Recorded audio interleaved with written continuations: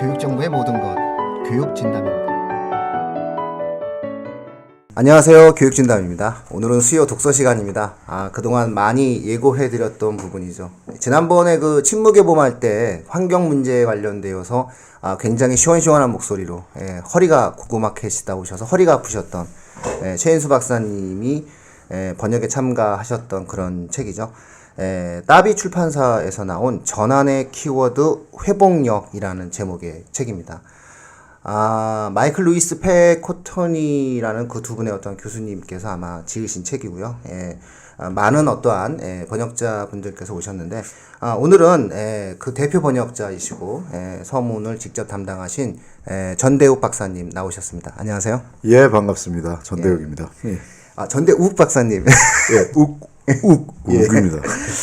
예, 우리 최인수 박사님 나오셨습니다. 안녕하세요. 네, 안녕하세요. 예, 독서는 언제나 늘 변함없이 저랑 같이 방송 진행해 주시는 분 이세훈 선생님 나오셨습니다. 안녕하세요. 안녕하세요. 예.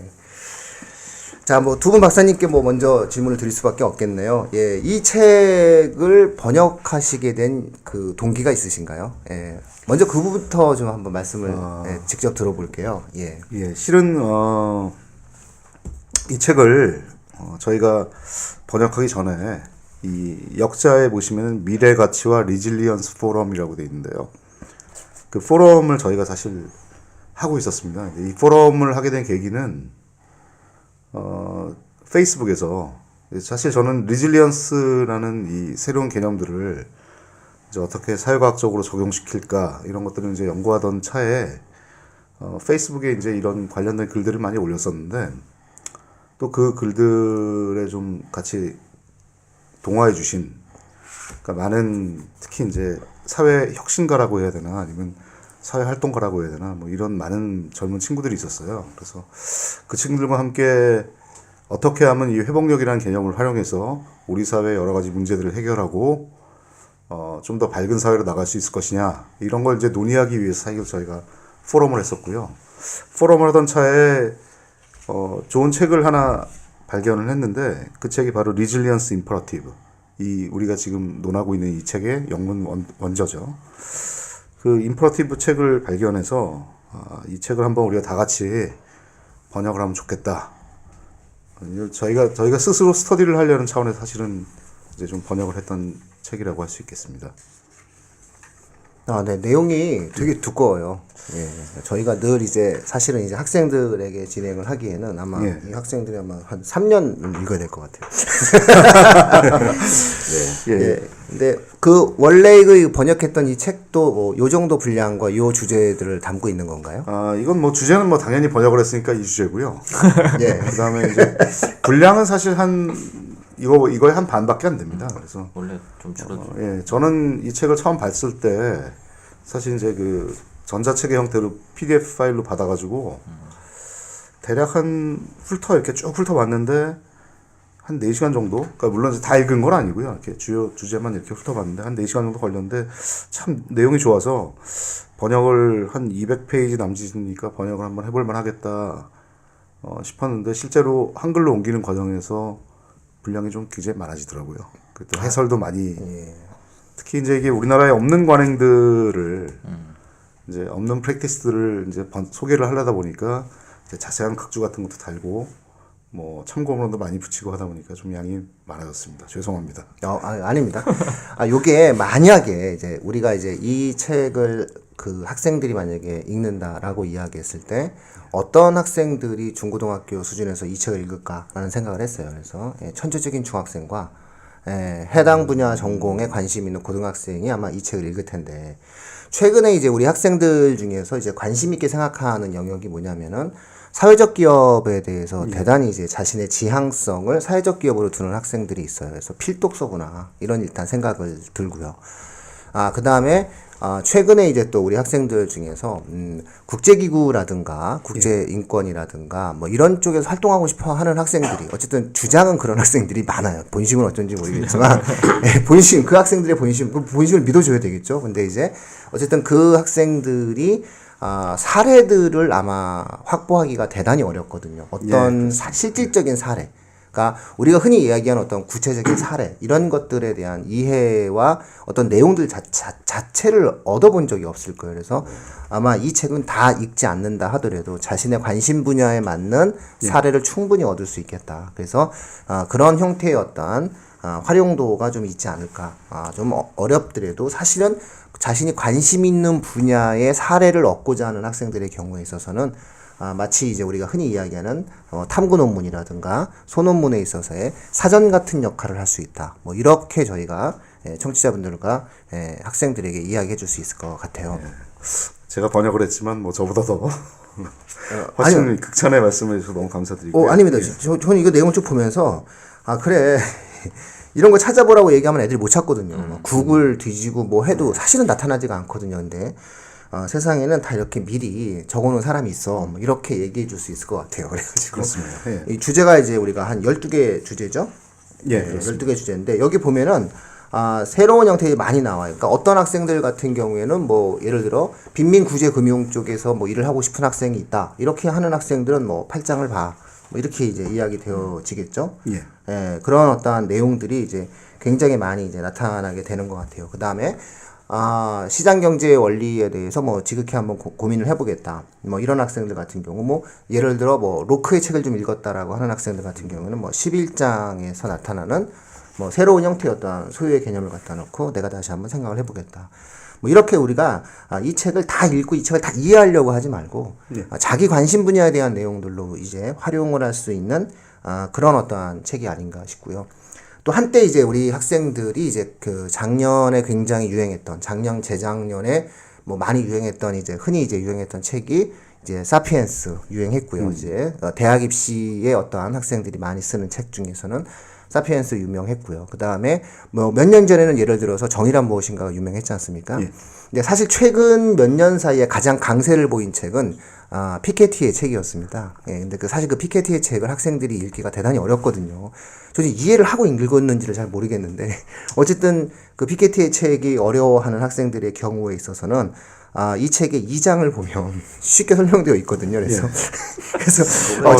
예, 자세히 다 읽으셨네요. 네, 전 그래서 학생들한테 야, 너 이거 좋아 이러면서 이거 참고서야 참고서 이러면서 이제 이야기해 줄 수 있을 것 같아요. 다 읽진 않아도 될 것 같아요. 자기가 관심 있는, 물론 다 읽으면 좋죠. 근데 관심 있는 분야만 활용한다고 하더라도 이 책에 대한 쓰임은 좀 분명히 있지 않나라는 생각이 들어요.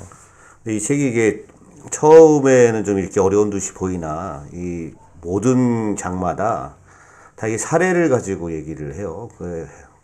여러 설명들을 해놓기 때문에 처음에는 어려운 듯이 보이나 하나하나 읽어 나가다 보면 다양한 주제들에 대해서 이해하기 쉽게 또 되어 있는 측면이 없지 않아 있습니다. 그러니까 공동체에 관련된 문제나 뭐 에너지에 대한 문제들, 그다음 지속 가능한 먹거리의 문제들, 그다음에 뭐 마을 경제, 지역 공동체, 아까 말씀하셨던 이제 소유권의 문제 등 이런 것들을 총괄적으로 각 장마다 이렇게 놔두고 초반에 이제 그것들 총괄적으로 좀 표현을 하고요. 맨 마지막 부분에 또 어떻게 하면 이러한 뭐 모순들도 있지만 이런 모순들을 뛰어넘어서 새로운 사회를 지향할 수 있을 것인가라고 하는 부분도 나타나고 그래서 아까 말씀하셨던 뭐 피케티의 책보다는 한 2분의 1, 3분의 1 또는 그보다 훨씬 더 수월한 책이기 때문에 부담 갖지 않으셔도 괜찮은 그런 책이라고 보여집니다. 예. 그래서 학생들한테는 뭐 그런 용도로 제가 지금 네, 추천을 해주고 있어요. 왜냐면 어떤 학생들한테 이제 피케티 책을 권했어요. 그다음 그 권한 이유가 뭐냐면은 어쨌든 부의 공정성에 대한 관심이 많다라고 해가지고 그 책을 한번 읽어보라고 그랬더니 이제 이 아이가 너무나 힘들어하는 거죠. 사실은 이제 뒷부분에 가면 갈수록 이제 미국의 사례를 갖다 놓고 실제 증명하는 케이스가 나오니까 이게 수학을 굉장히 잘하는 학생이었는데도 대단히 좀 어려워하는 그런 부분들이 있어서 저도 경제학을 공부했지만 뭐 완전히 경제학 논문이죠. 사실. 예, 그래서 이 책은 야 그거보다 훨씬 더 낫다. 그래서 이걸 읽고 그 피케티를 좀 읽었다고 해봐. 뭐 이렇게 물론 편법이지만 어쨌든 그럴 만큼 좀 나름대로는 그 대중 친화적인 책이 될 수 있다. 그러니까 요 정도로 아마 그 청취자분들께서 이해를 해 주셔야 될 것 같아요. 그럼 이제 두 번째 질문을 드리겠는데 가장 그 번역자님들께서 번역을 하시면서 가장 이렇게 정감이 가는 그 장이 어디십니까? 우리 사실은 이거 이 12개인데 물론 이제 손가락 안 아픈 건 없겠지만 그러나 뭐 이 12개 중에서 그래도 야, 우린 사실 이게 진짜 마음에 들어라는 어떠한 장이 있으면 한번 그 번역자의 어떠한 생생한 시각으로 저희 청취자분들과 학생들이 좀 들어보는 시간을 가졌으면 좋겠습니다. 그게 참 말씀드리기 어려운 것 중에 하나가요. 저희가 이 옮긴이가 이제 미래가치와 리질리언스 포럼이라고 돼 있는데, 이 서문을 혹시 보셨는지 모르겠지만 서문에 보면은 이제 번역 및 감수자가 몇 명이 나오냐면 하나, 둘, 셋, 넷, 다 한 열댓 명이 나옵니다. 예, 그렇더라고요. 예, 그 얘기는 뭐냐면은 각 챕터별로 한 명 혹은 두 명이 같이 번역을 했던 뜻이고요. 솔직히 말씀드리면 저는 1장을 번역했습니다. 그러니까 누군가 저한테 이 책을 어떻게 읽어야 되냐 이렇게 물어보면 제가 답드리는 것은 1장이 오버뷰가 나와 있고, 그러니까 전체적인 개요를 보시려면 1장을 한번 읽어보고 1장에서 이 책에서 말하는 회복력 지상주의란 무엇이냐, 그러니까 리질리언스 임퍼러티브란 무엇이냐, 이런 거를 이제 한번 본 다음에 각각의 이제 2장부터 사례로 들어가는 거거든요. 근데 이제 2장부터는 뭐 말씀하신 대로 뭐 여러 가지 에너지라든가 뭐 식량 문제라든가 아니면 뭐 공동체의 어떤 금융이라든가 아니면 지역 경제라든가 이런 다양한 사례들이 나오기 때문에 사실은 아까 말씀하신 대로 사례를 중심으로 재밌게 쉽게 한 장부터 읽으면 좋을 것 같고요. 근데 참고로 제가 말씀드리는 거는 이 각각의 장들을 번역하신 분들은 지금 그쪽 분야에서 대단히 사실은 오랫동안 활동하시거나 연구하신 분들이 사실 번역을 해서 각각의 장은 아까 말씀하신 대로 정말로 그분들에게 있어서는 자기 인생입니다. 그래서 아마 어느 장을 이렇게 얘기하라는 건 좀 저한테는 되게 어려운 얘기인데, 뭐 예컨대 5장의 에너지 자립 사회를 만들기 위한 전략적 방법. 물론 이제 최인수 박사님도 뭐 독일에서 에너지 분야를 공부하시고 뭐 학위도 받고 오셨지만, 독일 갔었어요? 독일 베를린 공대 출신이시죠. 우리 저기 친한 사이인데 나는 우리 최인수 박사가 된지도 몰랐어요, 사실. 최인수 박사님이요. 예, 박사였구나. 막 이러면서 박사라고 그래가지고 박사라고 그랬지. 잘 몰라요. 그렇다고 사람들이 그러더라고요. 제 친구지만 정말로 우리나라에 별로 없는 박사예요. 그러니까 그 독일에 이제 윤대마을이나 뭐 이런 유명한 에너지 자립 마을들이 있는데 그런 데들이 이제 바이오 에너지나 아니면 재생 에너지들을 이제 첨단 재생 에너지들을 만드는데 그걸로 바로 학위를 받고 오셨어요. 굉장히 드문 분이에요. 독일은 고성현? 고성현? 독일은 고성현? 응? 네. 근데 이 5장을 번역한 친구는 윤태환 그 사회적 기업 대표인데요. 그 윤태환 대표는 네덜란드에서 공부를 했고 네덜란드에서 에너지 이쪽으로 석사를 받고 논문도 이쪽으로 썼고 그다음 지금 그 국제 에너지 협력과 국내 재생에너지 보급을 하는 사회적 기업인 루트 에너지라는 곳의 대표인데 되게 젊은 친구예요. 30대 초반, 지금 초중반밖에 안 되는데 아무튼 뭐 대학교 때부터 10년간 이 분야를 실제로 연구하고 실천했던 이런 분이라서 이분도 그렇고, 그럼 뒤에 또 예를 들면은 공동체 토지 신탁에 관련된 얘기들이 나오는데요. 예. 그 이제 헨리 조지와 이제 그의 영향을 받은 어떤 최근에는 이제 토지 정의 문제가 더 이렇게 불거지기 시작하니까 그분들이 번역을 하셨는데 그 중에 특히 전은호 센터장이라고 있습니다. 지금 토지자유연구소에 그 친구는 석사 논문 때부터 계속 이 공동체 토지 신탁을 우리나라에서 아무도 지금부터 10년 전이죠. 아무도 관심 없을 때 혼자서 이걸 10년간 연구해 오신 친구고, 지금 마찬가지로 이제 뭐 서울 협치 자문관을 하면서 실제로 서울에서 그 사례들을 공동체 주택 같은 사례들을 만들려고 되게 많이 노력을 했던 친구입니다. 그래서 이 하나하나의 이 장들이 사실은 되게 유명한 사례예요. 사실 맞아요. 예. 사례 자체가 너무 금가 옥조 같아요. 굉장히 훌륭한 책이에요. 저희가 사실은 욕심을 저희가 포럼의 이름으로 냈지만 사실 되게 욕심을 낸 거예요. 왜냐하면 각각의 한 챕터를 진짜로 그쪽에 대해서 관심 있게 오랜 시간 동안 본 사람들이 번역을 하자. 그래서 저희가 이렇게 팀을 만들었고요. 물론 이제 어느 한 명이 쫙 번역하는 게 훨씬 쉽죠. 왜냐하면 단어들을 1장에서 이런 단어를 12장에서 있게 쓸 수 있으니까. 일관성이 없게 또 번역하고 이럴 수도 있는데 그런 거를 맞추는 과정들은 되게 어려웠지만 사실은 그렇게 챕터 하나하나를 좀 영혼을 담아서 번역할 수 있는 분들로 저희가 이렇게 같이 팀을 만들어서 번역을 했었습니다. 느낌이 약간 달라요. 이게 영혼을 담은 책이었군요. 네, 진짜. 영혼이에요. 예, 그래서 보면은 느낌이 약간 달라요. 예, 글 문체들이 예, 약간씩 다르더라고요. 쉽지 않았습니다. 근데 기왕에 얘기하신 건데 그럼 우리 청취자분들을 위해서 그러면 그냥 차라리 1장서부터 뭐 2분 뭐 2분 이거는 사실 책에 안 나오는 거잖아요. 예, 그렇죠. 그걸 차라리 예. 그걸 말씀을 해주시면은 이 책의 가치가 훨씬 더 그렇게까지 빛날 것 그런 같아요. 정도는요. 아 그래요? 아 나머지 분들하고는 안 친하신 거 아니에요 혹시? 다 잘하죠. 제가 몇 분만 더 소개를 해드리겠습니다. 예. 전부 다 소개해드리는 건 조금 그렇고 서문에 보면 이제 여러 명의 이름이 나와 있는데요. 그 번역 및 감수자 전대욱하고 이수연이라는 친구가 나오는데 이 친구는 사실 그 새사연이라고 그 새로운 사회를 칼폴라니 한국 연구소의 그 정태인 박사님이라고 계신데 그 정태인 선생님이 가장 아끼는 그 애제자고요. 사실 그 이쪽에 이 사회적 경제 쪽에 굉장히 그 서울시에 실제로 사회적 경제 담당 그 공무원도 하셨고 지금 대단히 그런 분이고 최윤종 선생님은 그 행정안전부에 있는 공무원인데요. 예, 그 마을 기업이나 이제 이런 쪽으로 담당을 마을경제 하셨던- 세특작이 요거 예, 번역하신 거죠? 그렇습니다. 지금 아까 전은호, 윤태환 이 두 분은 제가 아까 설명을 드렸었고 송원교 이분은 이제 농업 먹거리 이쪽에 대해서 깊게 연구하시는 분입니다. 그래서 이분도 역시 가장 그 한국 예, 농- 생역 예, 맞습니다. 예. 관련된 그런. 그리고 김영미 박사님 이분은 뭐 워낙 유명하시니까 잘 아실 텐데 한국 협동조합 연구소의 그 예. 대표를 하시는 그 김영미 소장님이 이제 여기 참여하셨고 뭐 신효진, 박래연 이런 분들은 전부 지금 서울 마을 공동체나 서울 사회적 경제 도시재생 분야에서 아주 유명한 활동가들입니다. 나머지 분들도 있는데 뭐 김광남 교수님이라고 이제 뭐 경기도나 서울 뭐 주로 이제 농촌 지역 남해 마을이라든가 제주도나 이런 데서 이제 그 마을 네트워크의 어떤 중추적인 역할을 하시는 우리 포럼의 큰 형님이십니다.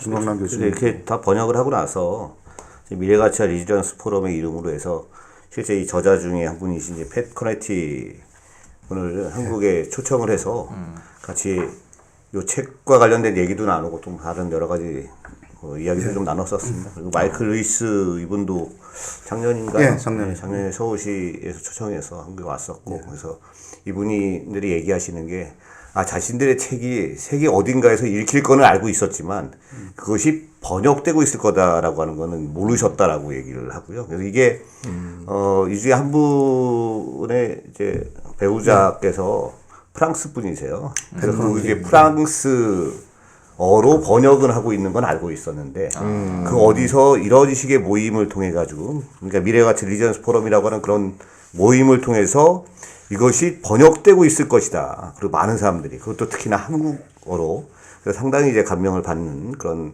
말씀들을 하시고 그리고 지금도 뭐 계속적으로 이 포럼과 관련돼 가지고 실제적으로 연결해서 다양한 이제 그런 논의들을 좀 진행하려고 하고 있고 하고 있습니다. 참고로 이 마이클 루이스라는 저자분은 이 캐나다의 아주 유명하신 분인데요. 이분도 이제 활동가세요. 사실 이 두 분 다 활동가신데 혹시 사회적 기업에 관심 있는 친구들은 퀘벡주의 사회적 경제에 대해서 많이 얘기를 들으셨을 겁니다. 그 퀘벡의 예를 들면 뭐 태양의 서커스 같은 우리가 알고 있는 유명한 사회적 기업 전부 퀘벡에서 만들어진 건데 그 퀘벡의 마가릿 맨델 교수라고 한 분 계시고 그다음에 이 마이클 루이스라는 분이 계시고 그래서 이런 몇 분들이 그 퀘벡의 사회적 경제 그러니까 퀘벡의 연대 경제죠. 거기는 이제 사회적 경제라고 안 부르고 솔리데리티 이코노미 즉 사회 연대 경제인데 그 연대 경제를 만드신 분들이세요. 이분들이. 그래서 전 세계적으로도 되게 유명한 전 세계를 돌면서 강연을 하시는데 한국에 모시기 되게 힘들었어요. 사실 이분은 웬만한 비행기를 안 타려고 하세요. 탄소 배출 때문에.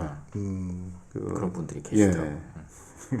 그러니까 내가 가서 탄소를 이렇게 배출하고 그쪽에서 비용을 이렇게 쓰고 차 타고 다니고 뭐 이러면서 과연 그럴 만한 가치가 있는 모임이냐 뭐 이런. 좀 무섭네요. 예. 그래서 뭐 이틀 체류하시는데 뭐 한 500만 원 정도를 막 이제 뭐 이렇게 체류비나 뭐 강연비 이런 거 다 합쳐서 한 500만 원 정도를 드리겠다 이 정도 했는데도 500만 원이 중요한 게 아니라 하루에 평균 내가 갔을 때 총 탄소가 한 5톤 정도 배출되는데 과연 그거를 그럴 만한 가치가 있느냐. 그래서 요번에도 한국에서 한 번 모시려고 했었는데 다른 쪽에서 거절하시더라고요. 이탈리아에서도 한 번 모시려고 했더니 거절했었고 이게 되게 하여튼 재밌습니다. 제가 에피소드를 한 가지 더 말씀드려도 되나요? 아, 그럼요. 네. 예. 이 서문에 보면은 저희가 크라우드 펀딩을 했습니다, 사실. 이 책을 만들 때. 예. 그러니까 이 책의 주제는 뭐 리질리언스란 말은 뭐 다시 설명을 드리겠지만 어쨌든 이 책은 혼자서 만든다가 아니었거든요. 그러니까 이것은 사회혁신이나 사회가 어떻게 바뀌어야 되느냐, 즉 경제를 갈 때도 승자독식의 카지노 이코노미로 갈 것이냐, 돈 놓고 돈 먹기의 경제로 갈 것이냐, 아니면은 우리가 다 같이 잘 살 수 있는 이런 사회로 우리가 협력을 해서 경쟁만 있는 사회가 아니고 협력이나 이런 걸 통해서 사회를 어떻게 의미 있게 바꿀 것이냐, 이런 거를 다루는 내용들입니다, 전부. 그렇기 때문에 결론은 이 책을 만드는 과정도 가급적 많은 사람들이 참여할 수 있도록 번역진을 구성을 했고요. 그리고 이 책도 역시 십시일반의 정신으로 조금씩 돈을 모아서 크라우드 펀딩을 통해서, 물론 이제 크라우드 펀딩은 뭐 책의 제작비로 100% 들어가지 않았습니다, 솔직히 말씀드리면. 다른 뭐 북콘서트나 행사나 뭐 이런 것도 했었는데 어쨌든 뭐 그렇게 해서 만들어진 책이라서 아마 가장 이 젊은 사회혁신가들, 활동가들이 지향하는 방식으로 저희가 하려고 되게 노력을 많이 했습니다. 근데 어차피 이제 좀 이따가 뭐 리질리언스에 관해서는 개념을 말씀을 해주실 텐데, 이게 전체 말씀하시는 걸 들어보면 가장 큰 주제로 따지면 협력이 더 큰 주제일 것 같은데. 그렇습니다. 연대죠. 예. 연대. 그런데 이거를 굳이 이제 리질리언스라고 하는 회복력이라고 이제 번역을 하셨는데, 이걸로 잡으신, 그러니까 이 저자도 그렇고 또 선생님들도 이렇게 이 회복력으로 잡고 있는 이유가 뭐라고 생각하시는 건가요? 사실 이제 그거를 지난 10년간 제가 고민해 왔었습니다. 우리 포럼에서 같이 고민해 왔었고요.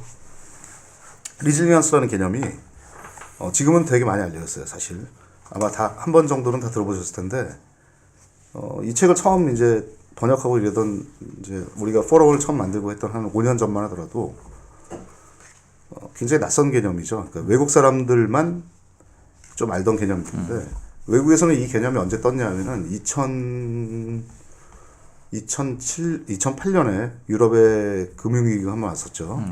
그리고 2010년에 그 동일본 대지진이 났었는데, 뭐 잘 아시겠지만 그런 참사가 한번 있고 나면 우리나라의 세월호 참사처럼 사람들이 본격적으로 그때부터 이제 사회에 대한 고민을 하기 시작합니다. 우리 시스템이 무엇이 잘못됐느냐. 그래서 유럽의 경제위기가 왔을 때, 그리고 미국에서 2013년에 뭐 뉴욕의 허리케인부터 시작해서 그다음에 뭐 그 전에도 대형 참사들이 있었는데, 그리고 한번 서브프라임 모기지 사태라는 한번 중요한 경제적인 위기가 있었죠. 이제 그때도 수많은 사람들이 자기 집을 다 날렸는데, 은행, 지금도 우리 그런 농담을 하지 않습니까? 우리 집은 뭐 반은 은행 거고 뭐 반은 내 거야. 근데 그 당시에 이제 서브프라임 모기지 사태는, 그 서브프라임이라는 것은 이제 뭐랄까 이 차상위죠. 그러니까 그 뭔가 우대금리가 아니라 약간 원래 리스크가 큰 계층들한테 이렇게 론을, 즉 대출을 주는 건데, 그게 이제 전부 다 보면은 이제 소득이 낮은 이민자들, 뭐 히스패닉 이민자들 이런 분들인데, 이 사태 때 이분들이 아메리칸 드림을 이루기 위해서 미국에 와서 열심히 해서 대출 받아서 산 집들이 대출 금리가 확 높아지기 때문에 전부 다 집을 잃고 야반 도주하고, 뭐 하여튼 미국에서는 그게 대단히 큰 경제적인 사건이었는데, 그런 상황에서 결국은 우리도 IMF 때 그런 경험을 했었잖아요.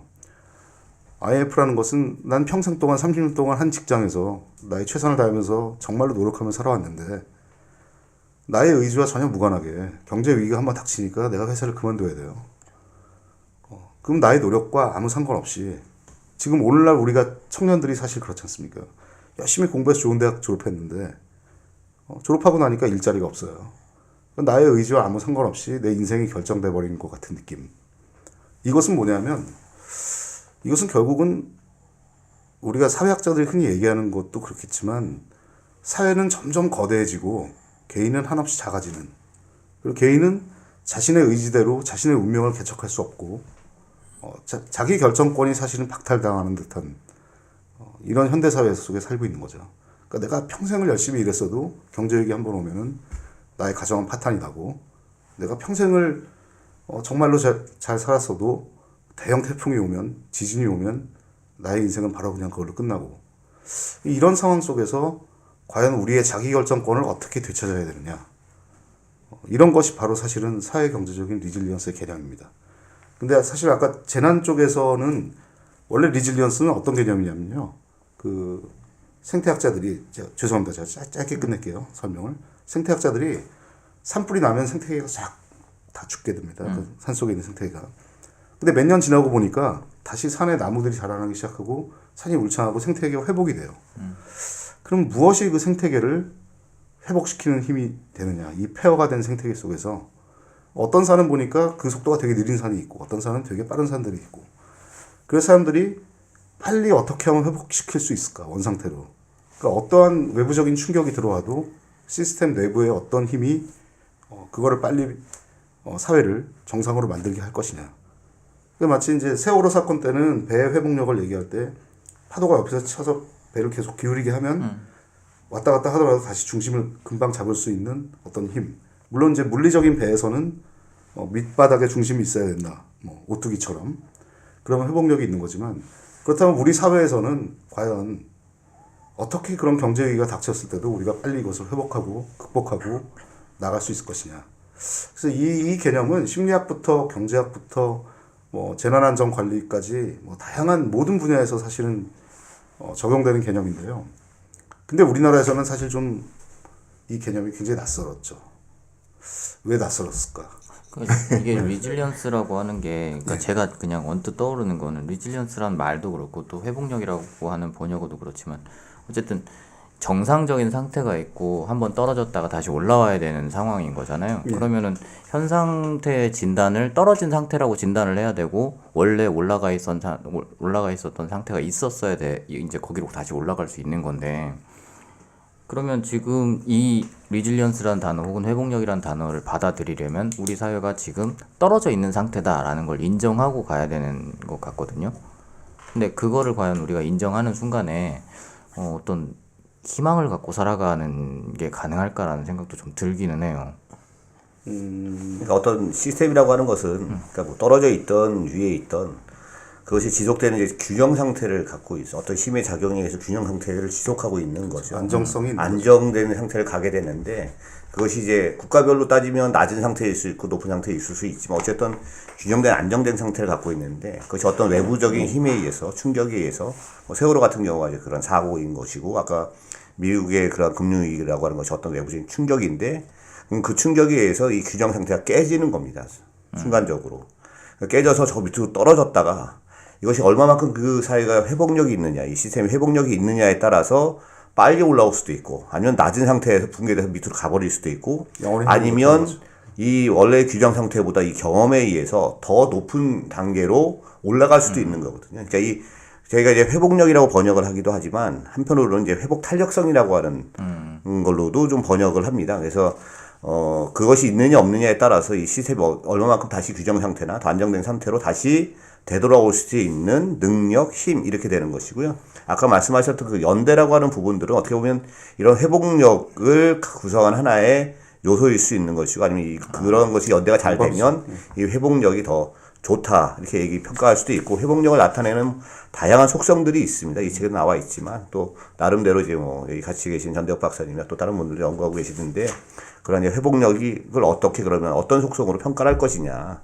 무엇이 좋으면 뭐 이렇게 해가지고 얘기되는 것 중에 내구성이라고 하는 것도 있고 가외성이라고 하는 것도 있고 그다음에 신속성이라고 하는 것도 있고 뭐 다양하게 있습니다. 이 책에서 이제 7가지 속성으로 보여주고 있는데 이제 그런 걸 통해서 이 회복력을 이제 판단할 수 있는 그리고 얼마만큼 회복력이 있는 사회냐, 회복력이 있는 시스템이냐 이렇게 좀 얘기할 수 있을 것 같습니다. 아까 그 산에 산불 나는 경우 있지 않습니까? 어떤 경우에 빨리 회복하느냐? 어떤 경우실 것 같아요? 예, 그게 아까부터 궁금했어요. 예. 어떤 경우 싹 다 타버린 경우? 생태학자들이 발견한 건 뭐냐면 생물종의 다양성이 풍부한 경우 중에 빨리 회복할 수 있다. 다시 말하면 아까 최 박사님 말씀하신 이 안정성이 시스템에는 안정성이라는 게 있는데 생태계가 하나의 시스템이죠, 그렇죠? 안정성이 외부의 충격에 의해서 깨지면 그러면은 그때부터 회복 못할 수도 있지만 이건 뭐냐면 생물종들에게 있어서는 환경의 변화입니다. 그럼 환경의 변화에 적응해야 되잖아요. 그럼 만약 잿더미를 변했다. 그럼 잿더미 속에서도 살아날 수 있는 식물들이 자라나야 됩니다. 그것은 바로 뭐냐면 기존에는 사실 안정적인 상태에서는 굉장히 작은 포션을 차지하던 어떤 특정 생물종들이 그런 환경에 잘 적응할 수 있는 유전자를 갖게 되는 거죠. 그러면 그게 소수라도 그런 종들이 존재해 있으면 결국은 그런 환경이 닥쳐도 그 종을 중심으로 다시 생태계가 회복이 되는 겁니다. 결국 이게 다양성의 핵심인데요. 그러니까 이 다양성이라는 것은 창의력을 제공하는 거죠. 그러니까 우리가 1998년에 금융위기가 닥쳤을 때, 2008년에 우리나라 경제위기가 닥쳤을 때 한국은 대단히 빨리 회복했습니다. 그게 자랑이잖아요, 한국 사람한테. 과연 회복의 질적 요소가 무엇이냐, 뭐 이런 건 논의가 있을 수 있어요. 예를 들면 아까처럼 나는 평생 일한 직장을 잃었는데 근데 과연 한국 사회는 회복한 것이냐, 뭐 나는 불행한데 뭐 이렇게 말씀하실 수도 있겠지만 어찌됐건 경제 전체로 본다면 빠르게 회복했는데 왜 빠르게 회복했나요? 사람들이 예를 들면 근무오기를 했어요. 그게 뭐 적절하다 부적절하다 이 얘기를 하는 건 아니고 근무오기를 했을 때 거기에 동참할 수 있는 거죠. 그리고 뭔가 그런 새로운 환경이 닥쳤을 때 전에 없었던 그 안정적이지 않은 새로운 환경이 닥쳤을 때 새로운 창의적인 솔루션들을 창의적인 해법이나 다른 방법들을 갖다 제시할 수 있는 다양성이 있어야 되는 겁니다. 근데 모든 사람들이 똑같은 생각을 하고 있으면 그런 것들이 나올 수가 없는 거죠. 쿠바가 옛날에 경제 위기에서 쿠바가 이제 소련이 망한 다음에 미국이 쿠바를 망하게 하려고 이렇게 배로 수출입을 전부 다 막았는데 쿠바는 사실 수출 중심 국가였어요. 그 우리가 알고 있는 쿠바산 시가부터 시작해서 온갖 제품들. 근데 그 사람들은 산유국이 아니기 때문에 배를 다 수출입을 막아버리니까 국가 경제 시스템이 스톱된 거죠. 왜냐면 석유가 하나도 없으니까. 그때 새로운 대한 교통 시스템이 등장해서 사람들을 통근을 시키고 국영농장을 해체해서 협동조합 소농 중심의 협동조합 농장으로 만들고 그렇게 해서 빠른 시간 내에 회복했습니다. 2005년에 세계에서 가장 모범 국가가 사실 쿠바다. 그러니까 보건복지나 의료 분야에서의 교육 분야에서의 모범 국가가 쿠바다. 그렇지 않습니까? 우리가 알고 있는 쿠바 사례들은 뭐 미국보다 수명도 더 유아 사망률도 더 낮고 기대 수명도 높고 그리고 허리케인이 아무리 닥쳐도 사람 하나 죽지 않는. 그건 뭐 이렇게 널져버려서 살아서 그런 거 아니에요? 야구 선수들이 원래 다 미국 가려고 그래가지고 그건 박사님이 아무리 좋게 얘기하셔도 그리고 아까 산불이 났을 때 이제 폐허가 된 그거 얘기하시면 다양성 얘기를 하시잖아요. 그러니까 여기 책에도 보면은 회복력과 이제 협동조합의 원칙들을 비교해 놓은 게 있는데 이제 아까 제가 몇 가지 속성으로 회복력을 얘기한다고 말씀을 드렸듯이 여기 책에서는 이제 회복력이 7가지 주요 원칙. 그 첫 번째가 사회적, 경제적, 생태적 다양성을 촉진한다라고 하는 것이 있습니다. 그만큼 이제 다양성이라고 하는 것 자체가 되게 중요한 요소로 다가오고 있고요. 그다음에 이제 모듈화 이런 얘기도 있고 뭐 의사소통의 중요성, 서로 간에 이제 소통을 많이 해서 피드백 루프를 그래서 서로 간에 다양한 소통들을 증진하는 것 자체가 어떻게 보면 회복력을 증진시키는 길이다. 이렇게 얘기도 하고 사회적 자본 얘기도 나오고요, 당연히.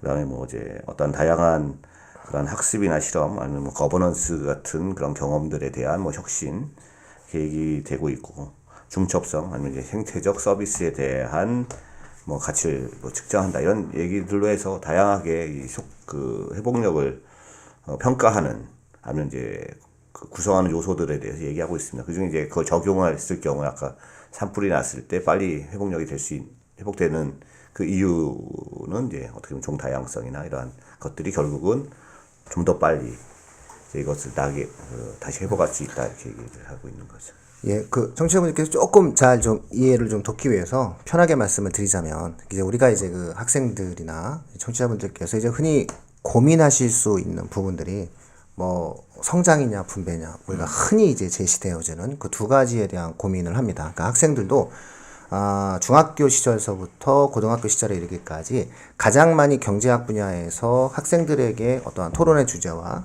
생각에 있어서의 어떠한 내용들을 이야기하는 주제들 자체가 성장이냐 분배냐입니다. 뭐 교내 토론대회 주제로도 굉장히 많이 나오죠. 성장이냐 분배냐. 이제 그래서 만약에 예를 들어 학생들이 옵니다. 학생들이 와서 성장이냐 분배냐를 갖다 놓고 자 그렇다면 쌤 이 성장이냐 분배냐를 갖다 놓고 이걸 합치는 방법이 없냐 이런 질문을 굉장히 많이 해요 학생들이. 날카로운 예. 질문이네. 그래서 그럼 거기에 관련된 책이 없냐라고 막 질문을 합니다. 그러면 보통의 선생님들이 제시해 줄 수 있는 책이 사실상 기든스의 제3의 길 정도밖에 없습니다. 예, 근데 제가 이제 이 책을 보면서 느낀 거는 이제 기든스의 제3의 길은 추천하지 않아도 되겠다. 왜냐하면 이 책을 추천하면 되는 이유가 뭐냐면 이 책 속에는 기든스의 제3의 길에서 담고 있지 못한 그동안의 활동가들이 만들어냈었던 풍부한 사례가 있어요. 그 다음에 두 번째, 지속 가능한 성장이라고 하는 키워드보다는 사실은 회복력이라는 키워드가 훨씬 더 진전되고 구체화된 내용이에요. 그리고 여기 이제 번역자님께서도 말씀하셨듯이 7개의 어떠한 내용들을 이야기했는데 그 중에서 다양성에 대한 문제, 연대에 대한 문제는 학생들이 굉장히 많이 이야기해 볼 수 있는 거고요. 그 다음에 의사소통도 있죠. 7. 저는 그 의사소통을 굉장히 나름 의미 있게 생각했던 게 뭐냐면 결국 시장 경제의 발전이 이루어지기 위해선 정치의 민주주의가 전제가 돼야 되거든요.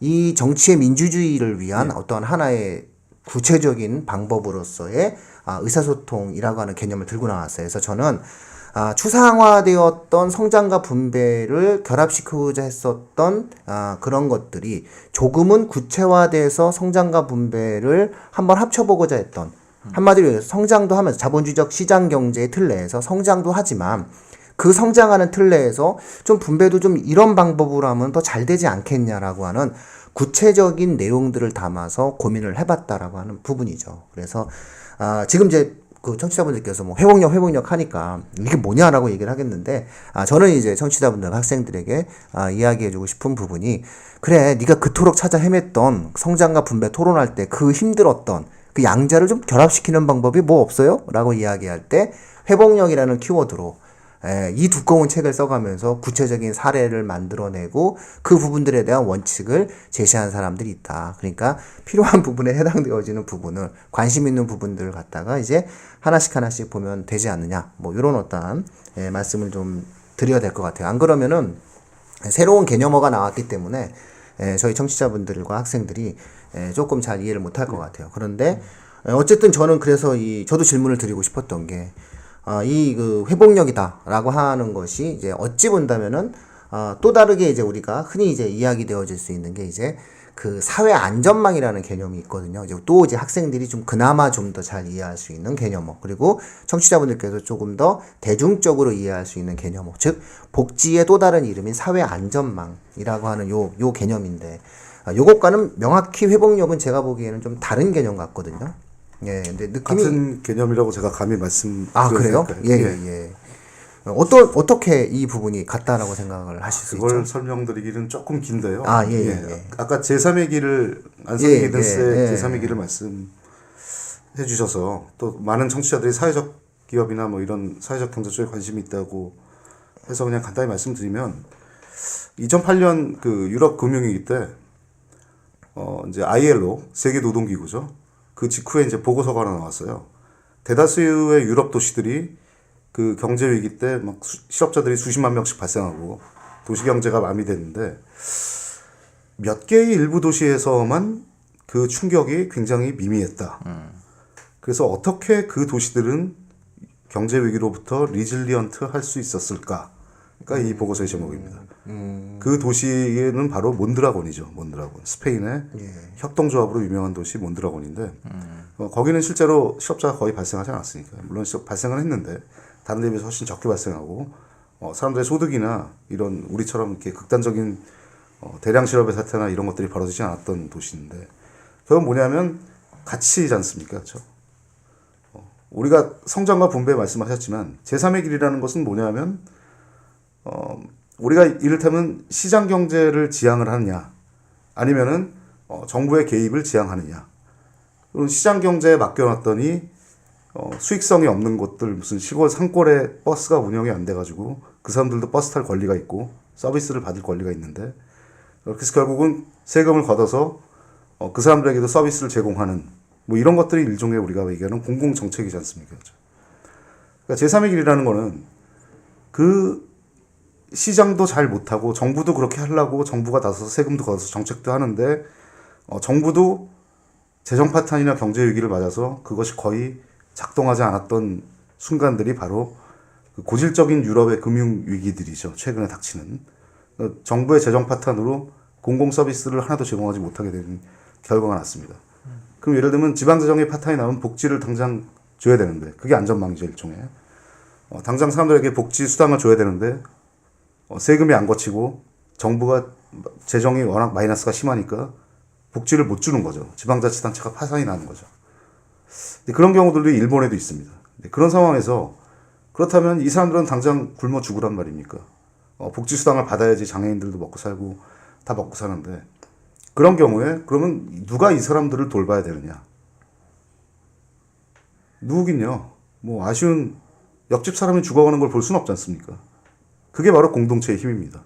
결국 주민들이 나서는 건데 사실 현대사회라는 것은 아까 저도 한없이 작아지는 개인에 대해서 말씀드렸지만 이게 뭐냐면은 개인은 계속 대상화되고 있는 거예요. 정책은 사람들을 계속 수혜자로 만들고 정책을 제공하는 사람이 따로 있는 거고 정책의 수혜자가 따로 있는 겁니다.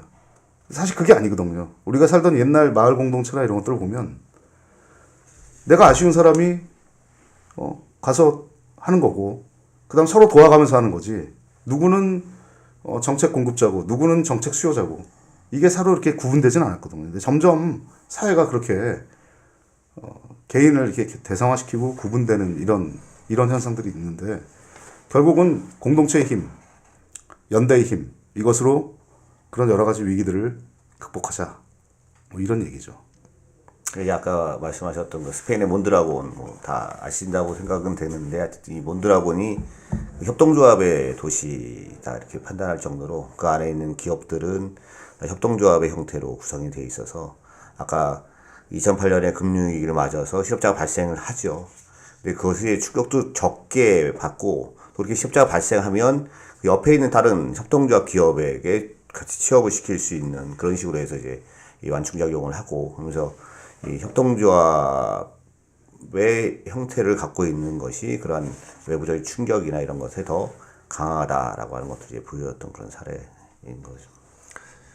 예, 하여튼 저는 이 책이 가장 학생들에게 이 책을 만약에 권한다면, 그리고 이 책을 뭐 학생뿐만 아니라 사람들에게 권한다라고 이야기할 때 제일 마음에 드는 걸 꼽으라면은, 구체적인 사례들이 있다라고 하는 거죠. 그러니까 사실은 이런 부류의 논쟁들은 굉장히 추상화된 가치적 논쟁으로 흘러갈 수 있는 상황이거든요. 저는 이런 논쟁은 결국은 가치적인 내용을 갖다 놓고 대립되는 논쟁은 답이 없잖아요.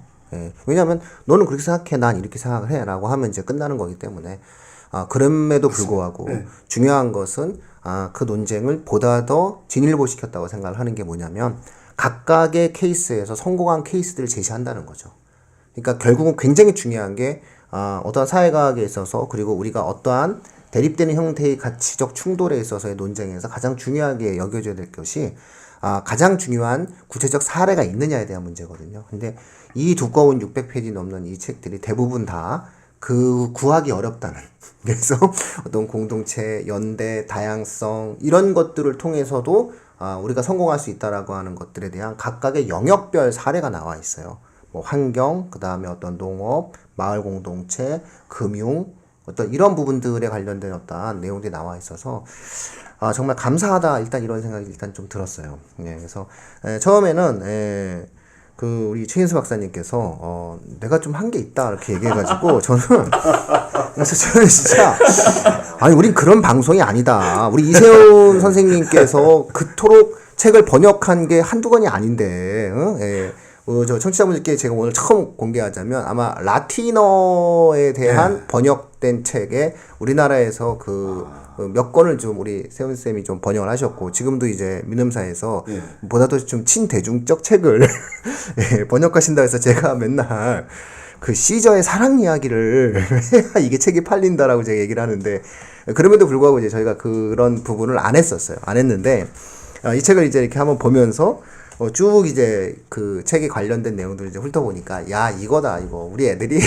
원했던 것들 학생들이 원했던 내용들의 몇 가지 사례들이 있다라고 하는 어쨌든 그런 어떠한 즐거움을 갖게 되었어요. 그래서 다 보지 마시고 관심 있는 분야를 일단 보시는 게 좋습니다. 왜냐면 이게 가치를 어떤 특정한 가치를 갖고 우리가 이렇게 쭉 가면 모르겠는데 입시에 바쁜 이제 우리 학생들의 경우에 있어서는 해당되어지는 분야를 갖다 놓고 좀 탐구를 해봤으면 좋겠다. 저는 이제 일단 이제 이렇게 구매하시고. 생각이 드니까. 그래서 예를 들어서 환경 문제에 관심 있는 학생은 딱 5장을 읽으면 돼요. 5장이 이제 209페이지부터 233페이지까지거든요. 요 내용을 딱 읽으면은 실질적으로 에너지에 관련돼서 성공한 케이스가 나와요. 그럼 여기서 영감을 얻으면 되는 거예요. 우리 학생들은 이 부분들에 대해서 영감을 얻었다라고 하면 되거든요. 일단은 우리가 모든 책이라고 하는 게 뭐 다 이것을 읽고 다 이 부분에 대한 가치를 진행을 할 수도 있겠지만 그렇지 않은 경우에는 이제 그런 부분들에 대한 이제 내용들을 이야기를 할 수가 있겠죠. 그리고 어떤 학생들 같은 경우에는 상속의 문제를 갖다 놓고 우리가 한번 고민을 해본다라고 이야기하는 학생들은 2장 정도 읽으면 저는 된다고 생각을 해요. 그렇게 해서 요게 이제 89쪽부터 144쪽이다. 그러면 이제 여기서 이제 여러 가지 이야기들이 있고 이걸 만약에 이제 본인이 경제학에 대한 깊은 이해를 하는 학생이라면은 뭐 피케티의 21세기 자본과 비교해 가면서 이 책을 갖다가 한번 생각을 해본다면은 이제 훨씬 더 내용들에 대한 어떤 이해들이 깊게 활용을 해 나갈 수가 있다라고 하는 거고요. 이제 근데 제가 이제 이 책을 보다 보면 저는 협동조합이라는 것에 대해서 관심이 되게 많았었어요. 물론 지금 이제 약간 제 관심에서 벗어난 거 있는데 이제 제가 2011년에 이제 뭐 우연한 기회로 저기 이탈리아 볼로냐에서 잠깐 머물렀던 적이 있는데 협동조합이 되게 유명한 도시 중에 하나잖아요. 그렇습니다. 거기서 처음 접했던 게 딱 갔는데 그 도시 거기는 백화점이라는 것도 없고 그냥 주변 도시 가게 그냥 되게 조그만 가게들로만 이루어져 있더라고요. 뭐 상점들이. 그런데 거기서 물건을 파는 곳은 전부 꼽이라고 해서 생협 이름이 다 붙어 있는 곳이었고 그래서 그 동네를 보면서 거기가 이탈리아에서 뭐 재정적으로 한 2위 정도를 한다고 그 얘기를 하길래 아니 이런 동네 아무도 일을 안 해요. 맨날 나와서 놀아. 아니 대체 여기서 뭘로 벌어먹고 사는 거지? 라고 생각을 했었는데 이제 그걸 그때는 모르고 돌아와서 어디선가 볼로냐가 그런 도시였다라는 걸 알면서 그런 대단한 도시구나 라고 생각을 한 후에 제가 이제 협동조합을 물론 협동조합하고 조금 다르긴 해요. 이제 아시겠지만 민우 형님도 아시겠지만 그 공동육아를 제가 경험을 하면서 이제 공동육아를 경험을 할 때 협동조합을 약간의 맛을 볼 수 있었던 건 있었어요. 근데 제가 그걸 경험하면서 느꼈던 것 중에 하나가 뭐냐면 의사결정이 너무 늦다는 거죠. 그러니까 공동체라는 것이 갖고 있는 게 분명히 장점들이 분명히 있는 것 같아요. 어떤 자신의 의무를 강조하는 부분들도 있고 또 어쨌든 그런 장점들은 분명히 지금 갖고 있는 것처럼 힘이 있다는 장점이 있는데 의사결정이 굉장히 늦다는 걸 너무 체감을 하면서 이게 과연 어떤 효과가 있을까, 효율이 있을까라는 생각이 조금 들었던 게 있었거든요. 근데 그런 어떤 공동육아뿐만 아니라 협동조합이라는 것 자체가 또 대의원들이 모여서 회의하는 구조들을 거치고 나면 사실상 어떤 의사결정이 이루어지는 게 사태가 벌어졌을 때 빨리빨리 대처하는 게 가능할까라는 게 조금 궁금한 생각이 좀 있었어요.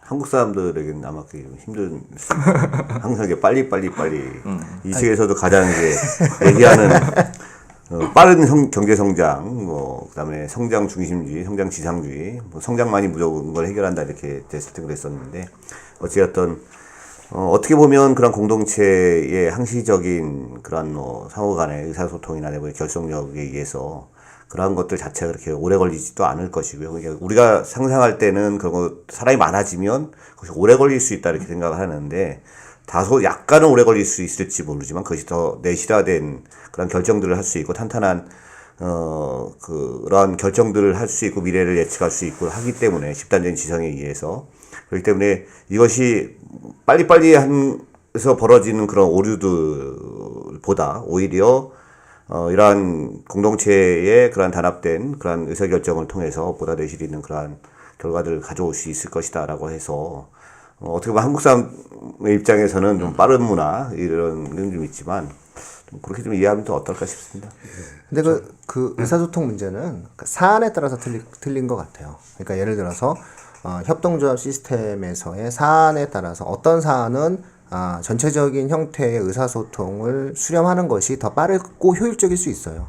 그러니까 왜냐하면 실질적으로 모두가 참여를 해서 모두가 어떠한 참여에 대한 어떠한 그 고려를 하고 고민을 하고 의사를 했을 때에 나타날 수 있는 집단 전체 에너지가 있기 때문에 사실은 예를 들어서 이제 학생들 같은 경우에도 뭐 반 합창 대회를 한다. 그 합창 대회 예를 들어서 안무를 짠다. 이렇게 얘기를 했을 때 사실상 안무를 몇몇이 짜가지고 앞에 나와서 안무를 한단 말이에요. 그렇죠. 그러면 뒤에 애들이 그거에 대해서 불만이 많아요. 그러면 결국은 그 합창 대회 그 반 망해요. 그렇죠. 중요한 건 뭐냐면 어떻게 됐든 다 합의를 하는 반이 결국 합의를 우승을 해요. 그러니까 결국 그게 결과를 놓고 본다라고 했을 때 사안에 따라서는 성공할 수 있는 부분들도 있다는 거죠. 근데 중요한 건 뭐냐면 모든 의사결정 시스템이 과연 이것이 타당할 수 있고 이것이 가능할 수 있냐에 대해서는 이제 고민을 우리가 한번 해봐야 되겠죠. 그러니까 여기서 이제 우리가 앞으로 나아가야 될 고민의 핵심적인 내용들은 어떠한 의사소통의 내용, 대상이 그러한 형태의 수렴 과정을 겪어야 되는 것이고 또 어떠한 형태의 의사소통의 어떤 결정에 대한 내용들은 위임의 형식을 띄어야 될 것인지 뭐 이런 부분들에 대한 어떠한 논의들이 좀 이루어질 필요가 있을 것 같아요. 그래서 저도 둘째 공동 육아했어요. 너무 힘들었는데. 저는 참여를 안 했어요. 전 집사람이 해가지고 그 공동 육아는 이름을 막 지어서 부르잖아요. 뭐 칡뿌리 뭐 메밀꽃 강아지똥이었어요. 저는 강아지똥 막 이름이 강아지똥이었어요. 저는 사랑방 손님이었어요. 사랑방도 아니야. 사랑방 손님이야. 진짜. 손님이라 손님 직접 하시지 않으니까. 하도 안 가니까 손님처럼. 사랑방 손님이래요. 저 집사람이 일부러 그렇게 지은 것 같아요. 그래서 어쨌든 그런 부분들이 있었던 것 같아요. 아이들은 되게 좋아한 것 같아요. 좋았어요. 뭐 지금도 둘째 아이 같은 경우에는 뭐 그 정서를 갖고 살아갔던 것 같아요. 효율성에 대한 논의를 좀 저도 뭐 경제학을 공부한 사람이지만 이제 한국 사람들이 이제 보통 우리가 회사에서 의사결정이 빠르게 이루어지는 것은 사장님이 결정하는 거잖아요. 그렇죠? 그 높으신 분들이 충분한 경험과 연륜과 실력을 갖고 내가 보기에는 이게 최적이야 이렇게 갑시다 하고 딱 결정을 하면 사람들이 그걸 따르면 되는 겁니다. 저 마치 옛날에 박정희 대통령이라고 계셨는데 그분이 이렇게 딱 이렇게 갑시다. 이 지역에서는 이런 산업을 발전시키세요 하면은 자원들을 딱 동원해서 쫙 가는 이런 전략인데 뭐 때에 따라서는 그런 전략이 되게 유효할 수 있다고도 이제 볼 수 있는데 아까 말씀하신 것처럼 이렇게 사회적인 합의가 사실은 그 춤에 대한 학습 속도나 이런 것들을 전체적으로 감안했을 때는 훨씬 그게 더 효율적일 수 있다는데 사실 회복력에서 얘기하는 효율성은 굉장히 긴 관점입니다. 그러니까 예를 들면 회사에서 누가 놀고 있어요. 우리는 어떤 생각을 하냐면 잘라야죠. 그쵸? 이건 비효율입니다. 공무원 중에 누가 놀고 있어요. 그러면은 내가 낸 비싼 세금을 가지고서 월급을 받는 저런 사람은 잘라야 되는 거죠. 그죠? 근데 저는 이 회복력이라는 개념으로 본다면 좀 다른 생각을 갖는 거예요. 저 사람을 자를 수도 있지만, 지금 오히려 약간의 이 여유 자원으로 남겨둘 수도 있는 거거든요. 그럼 나중에 이 여유 자원이 상황이 좀 뭔가 다른 상황에 닥쳤을 때 어떻게 보면 이 사람을 잘랐으면은 굉장히 어려울 수도 있는 거를 이 사람을 조직 내에 두고 있기 때문에 이 사람이 그 문제를 해결한다든가 아니면 이 사람이 가지고 있는 여유 자원이 그 문제를 일차적으로 대응하게 한다든가 이런 것들이 가능하거든요. 그러니까 결국은 훨씬 더 긴 시간적인 관점에서 봤을 때 다양한 환경 변화나 이런 것들을 감안했을 때는 오히려 일정 부분의 비율을 우리가 남겨두는 것이 훨씬 더 효율적일 수도 있지 않느냐라는 게 사실 이런 개념입니다. 동일한 문제를 딱 한 가지만 딱 더 말씀드리면 우리나라 구제역이 있고 AI가 발병을 하지 않습니까? 그렇죠? 이게 이제 공장식 축산의 폐화다 이렇게도 말씀하시는데 물론 맞는 얘기고요. 근데 그 과정에 보면 그 병이 이렇게 국토 전체적으로 이렇게 AI나 그 구제역의 발생 지역들을 플라팅을 해보면은 빈 지역이 있어요. 발생하지 않는 지역들이죠. 그럼 그 지역에서는 왜 구제역이 발생하지 않고 왜 AI가 발생하지 않느냐? 다른 방식을 가지고 있는 거죠. 그러니까 공장식 목축을 하지 않고 뭐 일종의 방목을 한다든가. 근데 이제 그런 것들이 단기적으로는 되게 돈이 많이 들어가요. 친환경 뭐 햇습 인증을 받거나 이런 거 되게 힘들고 방목하는 데 들어가는 돈이 공장식 목축이 훨씬 효율적이지만 구제역이 한번 딱 닥치면 그걸 다 땅에다 묻어야 되는데 그때 발생하는 엄청난 사회적 비용이 있는 거거든요. 그러면 옛날처럼 구제역이 10년이나 20년에 한 번씩 왔다 이러면은 지금처럼 가는 게 훨씬 이 공장식 목축이 훨씬 더 효율적일 수 있는데 그 구제역의 시간이 1년, 2년으로 단축됐다 그러면 1년, 2년마다 그 엄청난 땅에다 그건 엄청난 비효율이거든요. 그런 경우에는 오히려 당장의 비용은 좀 더 들더라도 훨씬 더 안정적인 방법으로 가는 것이 바람직한 것이 아니냐. 그런 것을 우리가 회복력이라고 얘기를 하는 거죠. 기업 경영도 마찬가지입니다. 저는 근데 우리 장 박사님 이야기에 두 번째 그 구제역은 동의를 할 수 있는데 그 첫 번째 그 놀고 있는 사람은 계속 놀아요. 그 문제는 이렇게 보시면 돼요. 관점이 이렇게 가면 계속 놀고 이제 잘라야 됩니다. 저는 계속 놀고 그러니까 왜냐면 노는 사람은 계속 놀아요. 그러니까는 네. 그 사람에게 새로운 업무를 부여하든가 아니면은 그러니까 우리가 이제 흔히 이제 사람들이 이야기하는 과정에서 이제 사실은 거기까지는 사회적 합의를 아마 이끌어내시기엔 좀 오랜 시간이 걸리지 않으실까 자, 싶은데 보시면 일단 저를 여기- 설득하기가 쉽지 않으실 거예요. 예, 말씀하시는 그 부분은 이제 잉여성, 중첩성, 가외성 이걸로 얘기를 하시는데, 그러니까 어쨌든 잉여자보, 그러니까 잉여처럼 이렇게 놀고 있는, 우리 놀고 있다 그러면 이제 나쁜 것처럼 보이잖아요. 근데 약간 이제 잉여성으로 표현을 하면 의도된 잉여죠. 개미들이 참 부지런히 이렇게 막 움직이잖아요. 근데 그걸 이렇게 자세히 보면, 연구를 해보면, 그 중에 20%는 놀고 있다는 겁니다. 항상. 그러니까 80%막 열심히 일하고 20% 항상 놀고 있다는 거예요.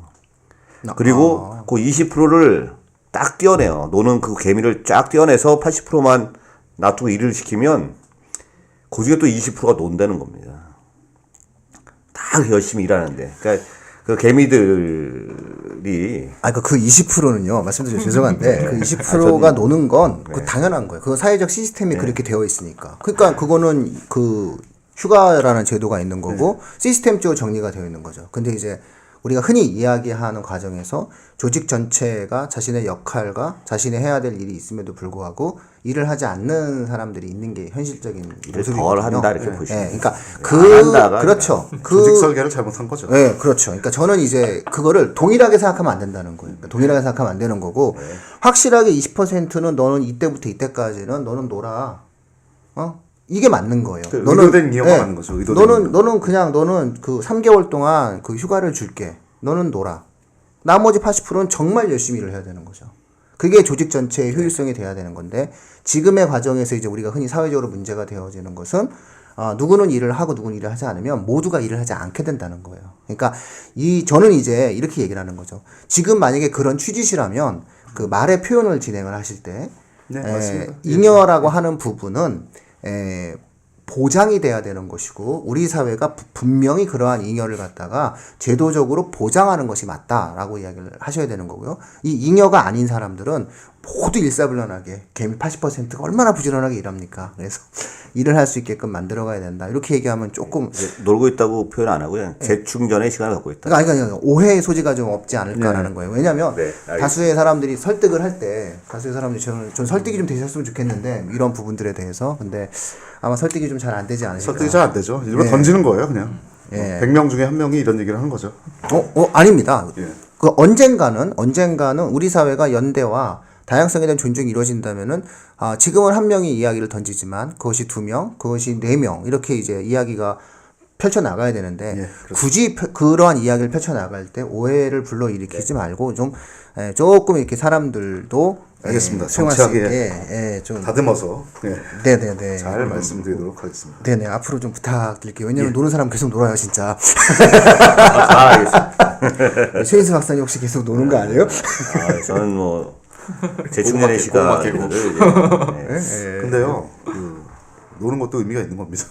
저는 노는 걸 좋아해요. 당연히 놀아야 된다고 생각을 해요. 저는 이제 놀아야 된다고 생각을 하는데, 결국은, 논다라고 하는 그 개념에 보장되어지는 것은 누구이며, 그리고 집단과 조직에서 누가 어떤 절차와 어떤 과정을 갖고 어떤 합의적 사항으로 노느냐라고 하는 문제가 중요하다는 거죠. 근데 지금 현재 진행되고 있는 사회적 통념에서의 논다라고 하는 것은 이러한 합의적 과정이 없이 개인의 일탈로 이제 취급을 하게 된다는 거죠. 그래서 마치 우리가 추구해가는 어떤 사회적 합의의 과정을 개인의 일탈이라는 그 워딩으로 이제 동일한 이제 워딩으로 공격을 받는다라고 하는 그런 느낌이 좀 당연히 동의합니다.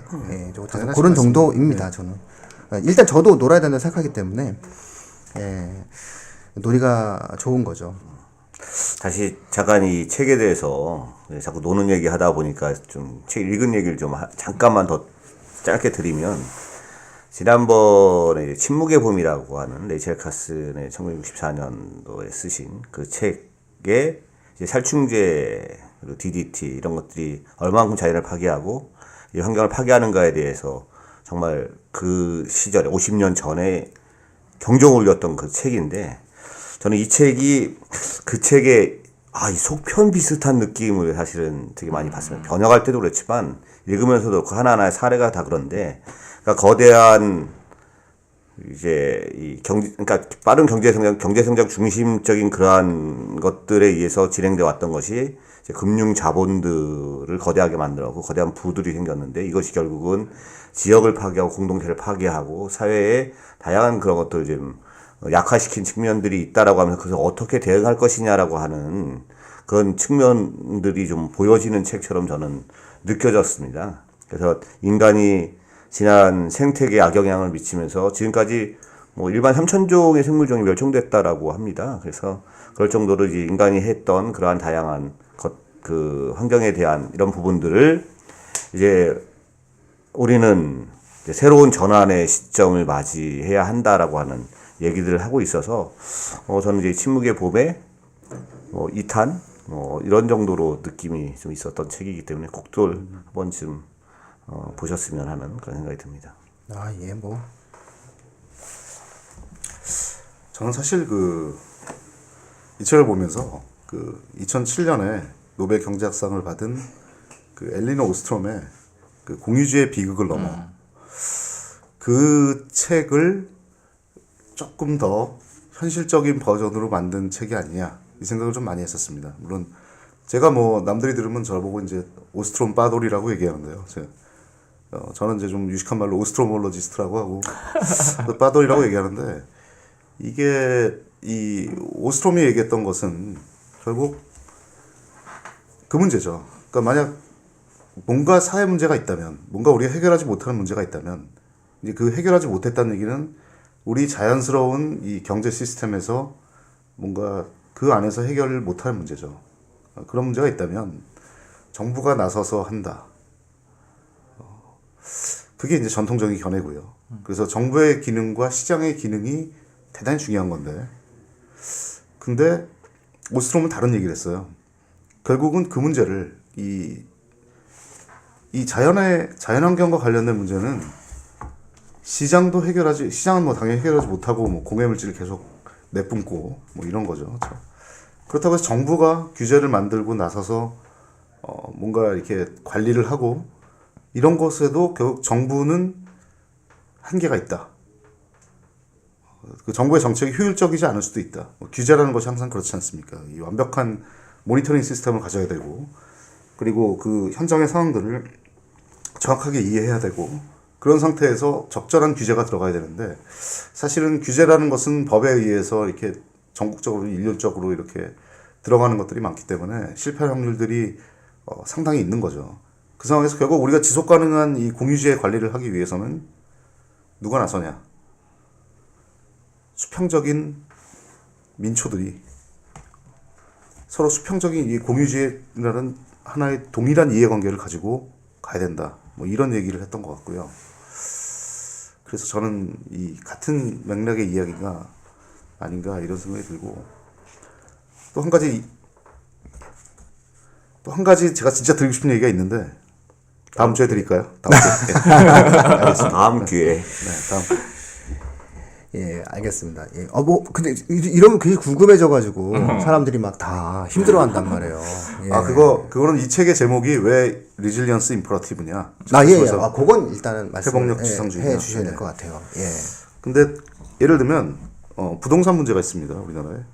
부동산 문제는 이 부동산이라는 것은 뭐냐면 굉장히 중요한 자산이에요. 우리나라 주식시장이나 이런 데들은 사실 개미들이 돈을 벌기가 쉽지 않고 은행에 집어넣으면 이자 수익도 얼마 없기 때문에 자본소득이라는 건 사실은 이 부동산 소득에서 나오는 경우가 대부분 많습니다. 그러니까 아파트를 가지고 있으면 그게 전 재산이고 깔고 앉아 살지만 나중에 가격이 많이 올라서 그 아파트를 처분하면 내 노후자금이 되는 거죠. 일종의. 그러니까 결국 이 부동산은 우리나라에서 가지고 있으면 가치가 올라가는 개념입니다. 그렇죠. 이 부동산을 어떻게 활용하느냐가 중요한 건 아니에요. 그래서 나는 집을 가지고 있으면 집이 여러 채 있으면 뭐 세를 놓든지 뭘 하든지 그 집이 지금 어떻게 생겼는지 그 집의 상태가 어떤지 아무런 신경을 쓰지 않습니다. 그냥 내가 가지고 있으면 등기부 등본에 내 이름이 소유자로 찍혀져 있으면 그거는 언젠가 시간이 지나면은 나한테 훨씬 더 많은 돈을 당겨주는 거죠. 내 구입했던 가격보다. 이건 굉장히 중요한 재산인데 그런 상황이 저는 좀 이상해요. 왜 이상하냐면 집이라는 거는 부동산이라는 것은 다른 재화와 마찬가지로 사용을 했을 때 가치가 생기는 거지 않습니까? 경제학의 기본 논리입니다. 효용이라는 것은 사용을 해야 발생하는 건데 어째서 가지고 있어서만 발생할 것이냐. 그래서 놀고 있는 땅들이 많아요. 그럼 빈집이 있으면 예를 들면 여기가 재개발될 것 같다는 조짐이 있으면 가격이 폭등하니까 그 집에 투자를 하지 않고 그냥 살지도 않고 냅두죠. 그럼 도심 속에는 빈집들이 넘쳐나고 공동화가 계속 진행이 되는데 그게 중요한 게 아니거든요. 집주인한테 있어서는 이거를 비싼 값에 팔아먹는 게 중요한 거죠. 그게 좀 잘못되지 않았냐. 그 원인이 뭐냐. 빠른 경제 성장입니다. 아까 말씀하셨던 그 문제죠. 대단히 빨리 성장했기 때문에 그리고 부동산이라는 것은 대단히 공급이 비탄력적인 재화이기 때문에 두고 있으면은 계속 가격이 올라가는 거죠. 그러니까 우리는 뭔가 좀 왜곡된 경제에서 살고 있는 거예요, 지금. 그래서 만약 우리가 지금 저성장 시대를 맞이해서 부동산을 가지고 있는 것이 돈이 되느냐? 글쎄요. 앞으로 그렇지 않게 하기 위해서 정부가 많은 노력을 하는 걸 같고요. 그러니까 회복력 중심주의라는 것은 그렇게 성장 중심주의에서 벗어나서 우리가 미래에 어떤 환경이 앞으로 기후변화부터 시작해서 많은 위기들, 경제 위기들이나 이런 것들이 닥칠 수 있는데 그랬을 때 과연 우리가 무엇을 준비하며 살아야 되는 것이냐. 이것을 다루는 책이라고 한마디로 말씀을 드릴 수 있겠습니다. 예, 뭐 오름의 문제겠죠. 예, 오름의 문제에 대한 이야기들을 좀 해 주신 것 같아요. 아주 그 뭐라 그럴까 숙연해지는 것 같습니다. 죄송합니다. 아닙니다. 예. 근데 뭐 부동산에 대해서는 뭐 모두가 다 관심이 있으니까. 예. 근데 사실상 일본 같은 경우에도 부동산이 많이 이제 하락을 했다라고 하지만 도쿄 중심부는 여전히 올랐거든요. 여전히 그렇죠. 예, 여전히 올랐고 OECD 모든 나라들 중에서 사실 2008년 이후 부동산 가격이 하락한 나라는 단 한 나라도 없죠. 네. 그럼에도 불구하고 이제 제가 부동산을 안 산다는 게 좀 이상한 거죠. 자, 어쨌든 그건 이제 사실은 좀 다른 재화의 어떠한 속성에 대한 어떠한 하나의 좀 예를 좀 들어주셨던 것 같습니다.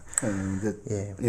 어쨌든 저는 이제 뭐 소유가 중요한 게 아니라 예를 들면 젊은 청년들이 도심 내에 자기네가 하기 위해서 뭔가 이렇게 장소를 쓰고 싶다 그랬을 때 그거에 대한 접근성이 현저히 떨어지니까 결국은 그게 우리 사회에 마이너스가 된다는 말씀을 드리는 거죠. 죄송합니다. 제가 아닙니다. 아무래도 그 청취자분들 이분들은 그 새로운 팟캐스트를 하실 것 같습니다. 자기가 이렇게 하고 싶은 말씀들이 너무 많으셔서 그러네요. 아마 조만간 교육과학기술 분야가 아니라 뭐 새로운 형태, 뭐 정치 분야라든가 뭐 이런 사회 분야에 새로운 팟캐스트가 하나 나올 것 같습니다. 긴장해 고민해 보겠습니다. 팟캐스트 끝나면 혼날 것 같습니다. 예, 그래서 어쨌든 그런 부분들이 있지 않을까 싶습니다. 오늘 저희는 되게 넓은 스펙트럼을 갖고 있는 방송이다라고 저희 스스로가 자부하고 있기 때문에 또 이런 형태의 어떠한 좀 깊숙하게 들어가는 그런 형태의 이야기들을 한번 들어본 것 같습니다. 청취자분들 이 책의 실질적인 주 번역자 두 분의 이야기를 들으신 겁니다. 그래서 사실상 이 책을 쓰신 저자는 아니라 하더라도 대한민국에서 이 책의 저자와 가장 생각의 지점들을 공유한다라고 생각하는 그러한 사람들이 이제 이 책을 썼기 때문에 오늘 이런 의도로 이 책을 쓴 거구나라고 좀 이해를 해 주셨으면 좋겠다라고 하는 거고요. 이 책은 이 책대로의 각각의 어떠한 세상에 나왔기 때문에 이제 저자의 손을 떠나 청취자분들에게 다가갑니다. 그래서 청취자분들께서 이 책을 어떻게 활용하시느냐라고 하는 것은 이 책의 어떠한 내용과 부분에 대한 활용의 영역으로 들어간다라는 말씀을 좀 드릴 수 있을 것 같습니다. 오늘 어쨌든 굉장히 저희 방송에 어떠한 품격을 높여주셔서 대단히 감사합니다. 저희가 정말 아닙니다. 저희가 이제 이런 어떠한 즐거운 방송을 할 수 있게 해주셔서 대단히 감사하다라는 말씀을 드립니다. 오늘 방송은 조금 아쉽지만 좀 더 길어지면 청취자분들도 좀 이 여운이 좀 사라지지 않을까 싶어서 아마 요 정도 선에서 좀 한번 마치는 게 어떤가 싶습니다. 오늘 나오신 모든 패널분들 감사합니다. 최인수 박사님 감사합니다. 예, 고맙습니다.